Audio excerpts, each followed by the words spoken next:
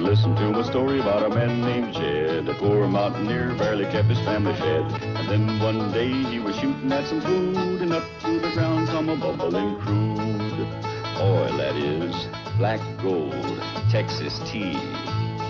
Well, the first thing you know, old Jed's a millionaire. The kinfolk said, Jed, move away from there. Said, California is a place you ought to be. So they loaded up the truck and they moved to Beverly Hills, that is, swimming pools, movie stars.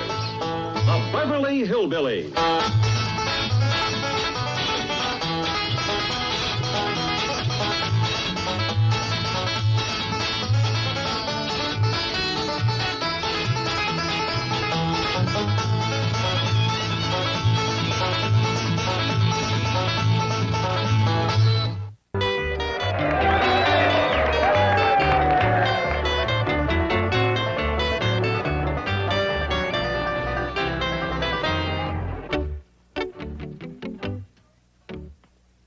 Fishing, Shorty?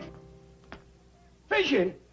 Jed, there's a fair going on out yonder. Biggest crowd you ever seen. People from everywhere. All kinds of excitement. Music playing. Kids are yelling. Dogs are barking. Balloons are popping. All Ned's busting loose out there, and you want to go fishing. Yep. I don't blame you. Where you going? I ain't decided yet. Jim Owens says they're taking some mighty big trout out of Lake Taneycomo. But Harold Hensley says the bass is biting on Table Rock. Well, Table Rock's a heap closer. Must be a good 12 miles down Taneycomo. He's about ready to commence the cake-baking contest. And that cake that Elly May baked is right up in front. Taneycomo it is, Shorty. What's he talking about? I think he wants to get as far away as he can. Jed Clampett, you get into your good duds and get over there and buy that cake that Elly May baked. I don't want that thing. That ain't the idea. You gotta buy it before some other man buys it. I don't think there's a man in this town can lift it. It rolls real good. That's how Elly got it over there. Yes, do as I tell you. Well, why don't you buy Ellie's cake? The cake-baking contest is for girls and the bidding is done by the fellas. Well, Granny, it's going to look mighty suspicious for Ellie's own paw to be buying her cake. That's why I want you to get all dressed up. Nobody will recognize you. Too bad Jethro ain't here. He could not only buy it, he's probably the only living human that could lift it and eat it. Maybe Mr. Drysdale will come. If a dignified city fellow like him would buy Ellie's cake, that'd really cut some ice. Mr. Drysdale ain't coming here. He's got his hands full feeding Elly's critters. Chief, where have you been? Feeding that stupid seal that Elly keeps in the pool. Don't sit down. You forgot to feed the goat. I haven't forgotten. I cooked a whole pot of goat stew. It's cooling in the kitchen. What in the world do you put in goat stew? Everything the other critters won't eat. Fish heads, banana skins, rotten apples, bones, moldy bread, curdled milk, rancid meat scraps. You name it, it's in there. Sounds repulsive. Well, you smell it.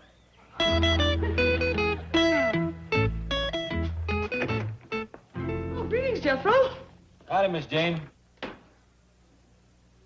What happened to the goat stew? I ate it. You ate it? Yep. Mr. Drysdale, I don't want to hurt your feelings, but your cooking is pitiful. That goat stew didn't even taste like goat. Jethro. You could have cooked a pot of garbage that'd taste as good as that. You know something? This letter from Uncle Jed has got me a mind to go back to Silver Dollar City and join him, Granny, and Elly. But Jethro, They is eating high on the hog, and I'm eating low on the goat. Please, Miss Jane, get me on a plane to Silver Dollar City quick as you can. Uncle Jed said he's having a fair, and that means pretty girls, a cotton candy, and balloons. What now, Chief? I can't very well refuse him. You go with him. Keep an eye on the Clampetts. Don't let them out of your sight. And above all, don't let Elly May get serious about a fella. Boy, Miss Jane, them folks back in the hills ain't gonna recognize me the way I changed. Really? Yeah. When I left there, I was just a big, dumb old hick. No. Hard to believe, huh? It fairly boggles the mind. Have them little old country gals eating out of the palm of my hand. They ain't never heard the kind of racist stories that's told in Hollywood. Probably not. Sure wish I knowed one. Well, I'm afraid I can't help you with racy stories, but I do know a rather amusing riddle. Let's hear it. Well, it's not my sister, it's not my brother, yet it's a child of my father and mother. Who is it? I give up. It's me! Oh, boy, that's a beauty! Hey, miss, would you like to hear a dandy riddle? Why, yes. It's not my sister, it's not my brother, yet it's the child of my father and mother. Who is it? I give up. It's Miss Jane here! She didn't laugh too hard. Do you reckon she's heard it before? Not the way you told it, no.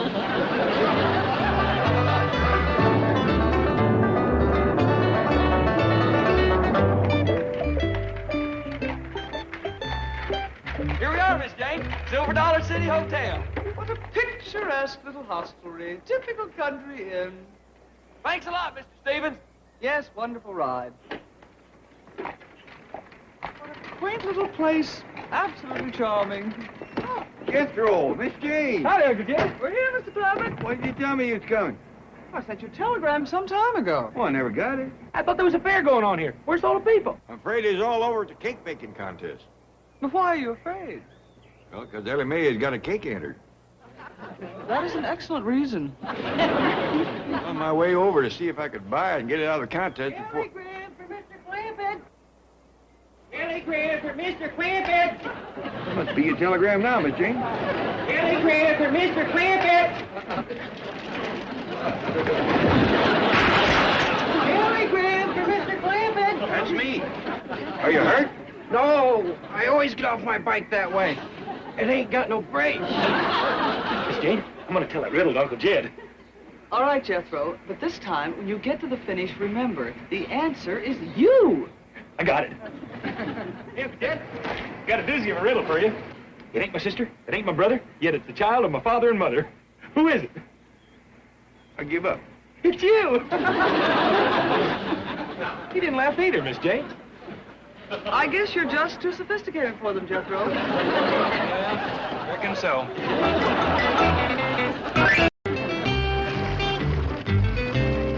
And there's the mill. Yep. That's where the folks brings their corn and such to be ground into meal. Would you like to see the inside? Oh, I'd love to.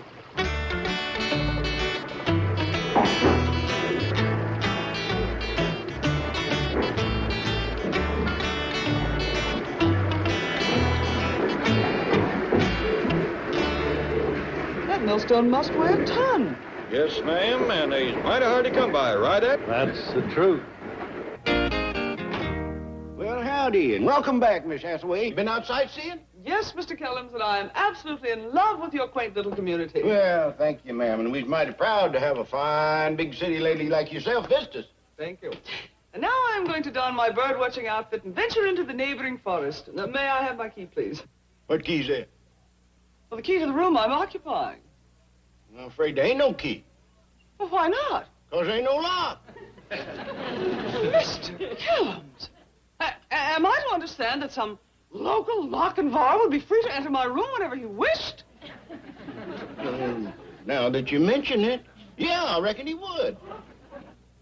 Oh, I just love this quaint little community. Oh, howdy, Miss Jane. You want to have some victuals with me? Oh, thank you, Granny, but I'm going to change, and then I'm off to the forest in search of my feathered friends.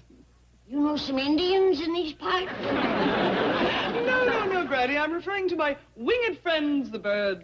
Oh, yeah. Well, the woods around here is full of them, all colors and sizes. I'm looking forward to a thrilling ornithological adventure. Shorty, have you ever known a person that used as many big words as her? Just one. Don Richardson. He come in here the other day and throwed some words at me that'd weigh out better than 5 pounds apiece. What was they, Shorty? Well, he's talking about this law case, and he said something or other was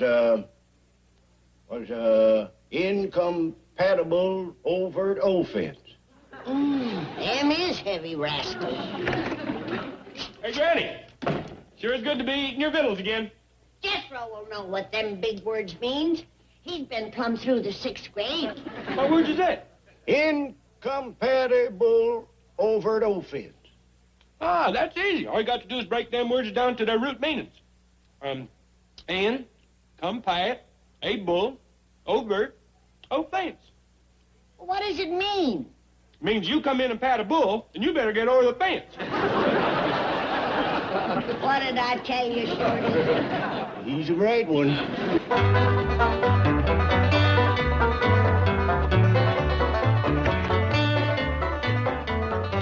Jed, did you get by the cake booth? Yep. Did you snatch Ellie's cake out of the contest? Too late. The bidding had done commenced. Oh, Jed, Ellie'll never get a husband when word gets around about her cake baking.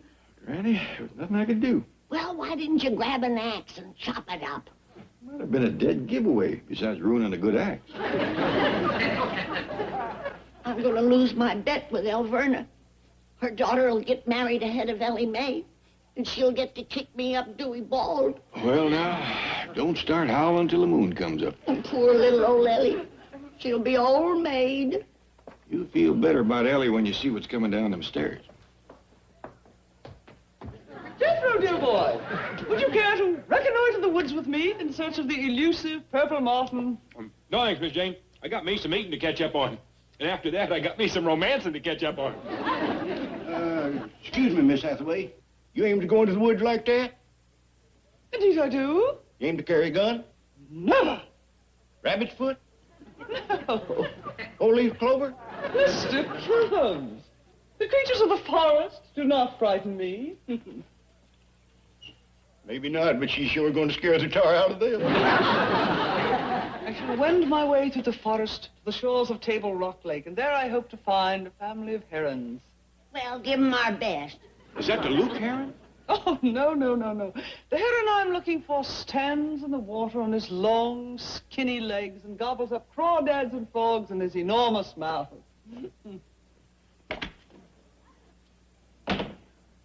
Well, if that ain't Luke Heron, it's his twin brother.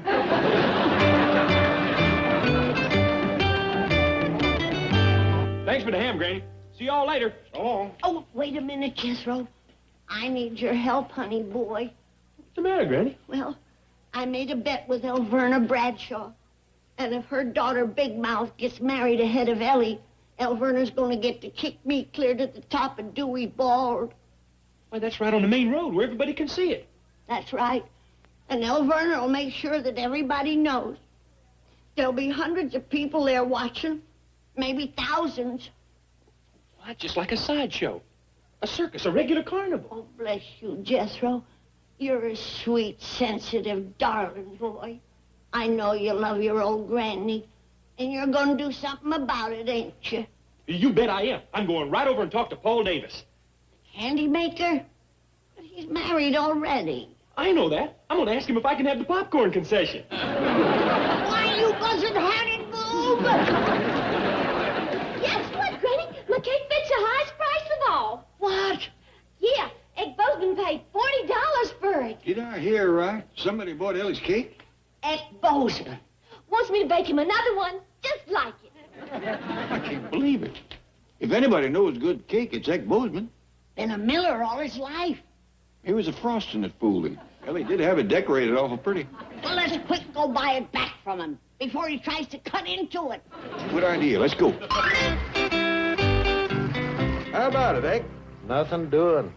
I'll give you twice what you paid for it. Sorry, but it ain't for sale. Oh, please, Ed, where is Ellie's cake? Right over there. You're using it for a millstone? The best I've ever had. Turn it on, Herb.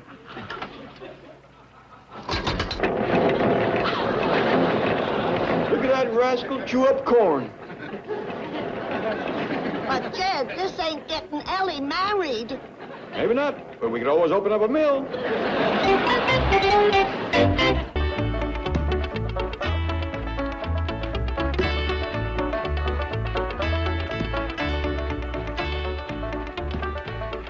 I found him!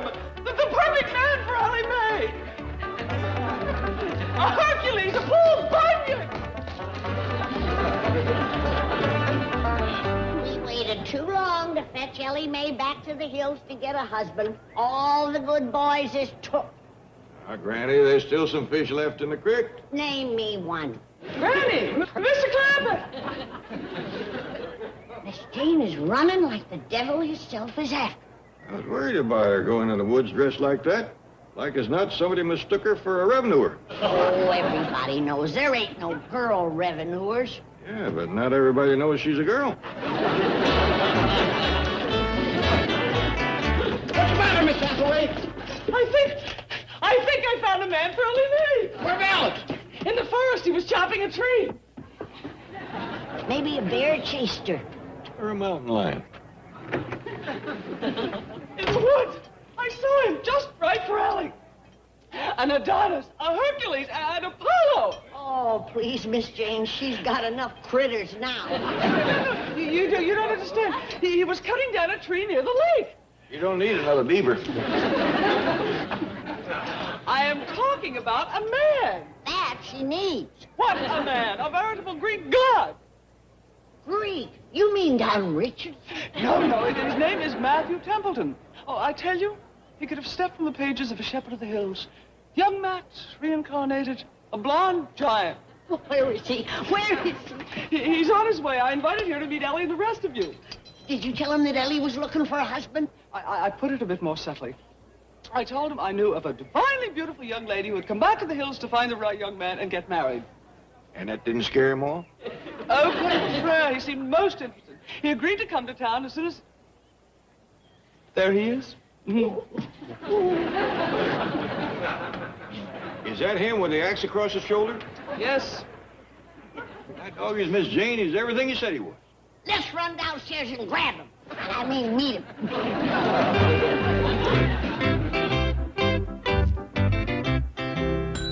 Hello? Anybody around? Yeah, Where? right here. Oh, howdy. I'm looking for someone I met in the woods. Mr. Templeton, so good of you to come. Granny, Mr. Clampett, allow me to present Mr. Matthew Templeton. Howdy do, Mr. Templeton. Howdy, ma'am.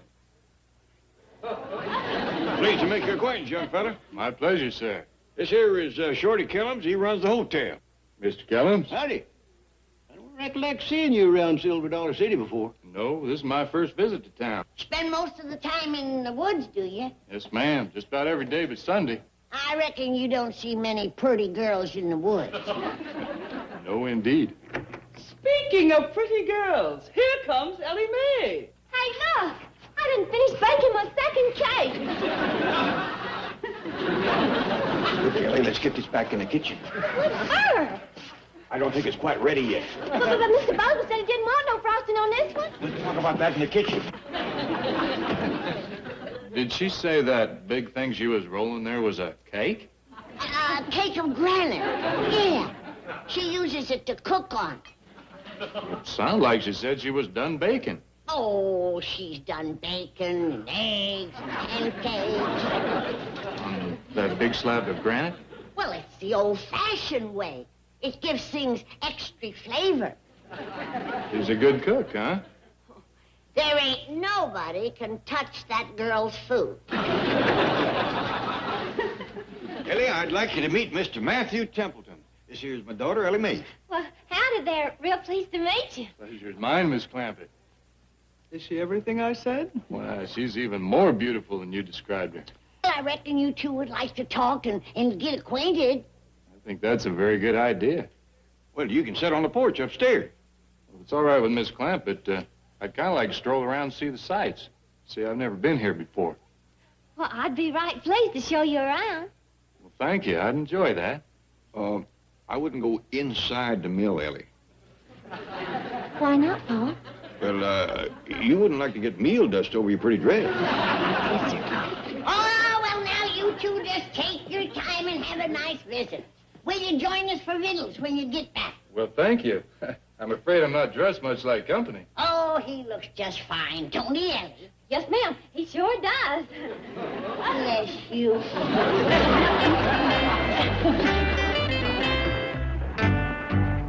Let's start over there. Fine with me. Oh, Miss holding to you forever and ever. You found the perfect husband for Elly Mae. I certainly hope so. Oh, he's wonderful. Big, strong, handsome, hard-working hill man. But apparently quite cerebral. Oh, well, you can't have everything. You know something? Anybody that helps one of these rascals 6 days a week is all man. I'll bet he could even whoop Jethro. More important, he might be able to whoop Elly. Well, I'm off to the forest again. I'm hoping to find myself a yellow-tufted, broad-backed, wood-dwelling pippin. I don't believe I've ever seen one of them pippins. One just walked out with Elly.